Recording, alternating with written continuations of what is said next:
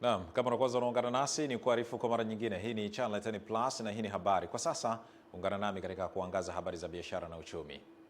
Mkuu wa wilaya ya Bukombe Pascas Moragili amewataka wakulima kuzitumia mvua za masika zinazoendelea kunyesha kulima na kupanda mbegu bora kwa kufuata ushauri wa wataalamu wa kilimo ili waweze kuvuna mazao mengi na kwa tija. Taarifa zaidi na John Mponeja. Moragili ametoa angalizo hilo wilayani Bukombe mkoani Geita kufuatia kuchelewa kwa mvua za masika na kuwepo kwa wasiwasi wa kupokea mvua chache ambazo wakulima wanapaswa kuzitumia ipasavyo. Niwaombe sana ndugu zangu wakulima, wananchi wetu wakulima, pamoja na baraka kubwa ya mvua tulizopata, tuzitumie vizuri. Tuzitumie vizuri. Tunafahamu kwamba mvua hizi hazitakuwa endelevu kwa kipindi chote, na huu ndio muda wa kupanda kwa hivi sasa, wale ambao tunalima msimu wa kwanza. Kwa hiyo tuzitumie vizuri. Lakini la pili, tufuate maelezo ya wataalamu, tubadilike kidogo. Sasa tuanze kulima kisasa. Tulime kilimo chenye tija, kwa maana matumizi ya eneo dogo kwa uzalishaji mkubwa. Kadhalika amewataka kwenda sambamba na matumizi ya pembejeo kufuatia serikali kuweka ruzuku kwenye mbolea na mbegu pamoja na kuzingatia ushauri wa wataalamu wa kilimo ili kuleta tija katika mavuno ya msimu huu. Na tunazo pia mbegu ambazo zina ruzuku ya serikali kwa 50%. Ninavyozungumza, maduka yote ya pembejeo ambapo ni wakala walioidhinishwa serikali wana mbegu zote ambazo zinatakiwa katika wilaya yetu na ambazo zimeidhinishwa serikali kupewa ruzuku ya serikali. Hatuna upungufu wote wa mbegu za serikali katika maeneo yetu.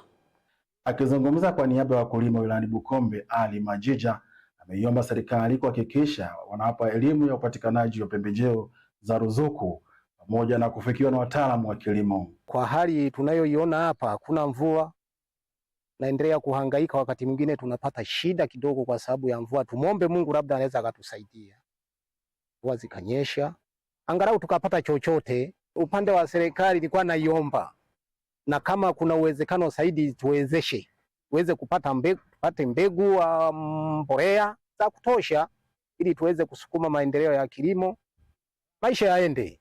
John Mponeja, Channel 10, Bukombe. Asante John Mponeja. Wizara ya Fedha imesema itaendelea kuunga mkono majukumu ya Bodi ya Taifa ya Wahasibu na Wakaguzi wa Hesabu Tanzania NBAA kufuatia chombo hicho kuendelea kuwa miongoni mwa mihimili mikubwa katika kukuza uchumi wa nchi na watu wake. Tupate taarifa zaidi.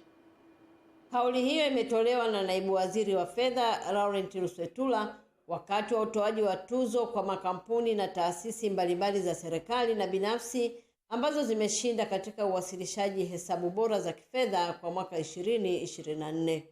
Na sisi tutajitahidi kwa hali na mali kuhakikisha kwamba tunawasapoti kwa asilimia zote, kwa nguvu zote, kuhakikisha kwamba mnazalisha wakaguzi na wahasibu waliobobea katika fani hii.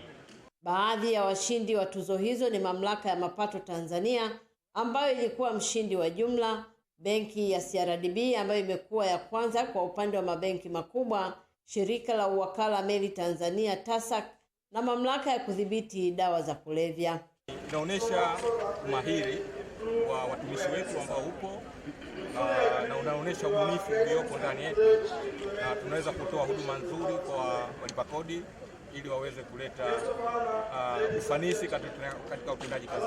Ni kufuata viwango vya kimataifa vya ukaguzi kama ambavyo imeelezwa pale na kufuata ile checklist kama ambavyo inatakiwa. Nimepokea award katika category ya overall winner ya uwasilishaji bora wa hesabu zilizoandaliwa kwa kuzingatia viwango bora vya uandaaji wa hesabu. Na category hii ni category ya juu kabisa ambayo imetolewa na NBAA, na tunashukuru sana NBAA, lakini CRDB kama kawaida yake imeendelea kuonyesha uandaaji bora wa hesabu. Tumeheshimisha serikali kwa kuonyesha kwamba tumekuwa washindi wa kwanza katika uandaaji wa mahesabu kwa viwango vya kimataifa, yani IPSAS, na kudhihirisha kwamba mamlaka kudhibiti na kupambana na dawa za kulevya ina viwango vya juu, sio katika ukamataji tu, lakini hata matumizi mazuri ya fedha za serikali. Huu ni mkutano mkuu wa mwaka wa 25 wa NBAA ambapo zaidi ya wahasibu na wakaguzi wa hesabu 4500 wameshiriki mkutano huo wa siku 2. Mimi ni Faraja Kihongole, Channel 10, Dar es Salaam. Asante sana Faraja Kihongole kutoka jijini Dar es Salaam. Taarifa yake na tuhitimishie habari za biashara na uchumi. Tupate mapumziko mafupi, kisha tutakuja kuungana na Esther Mtebe, Sports Lady, atujuze kunani katika michezo mbalimbali usiku wa leo. Endelea kubaki na Channel 10 Plus.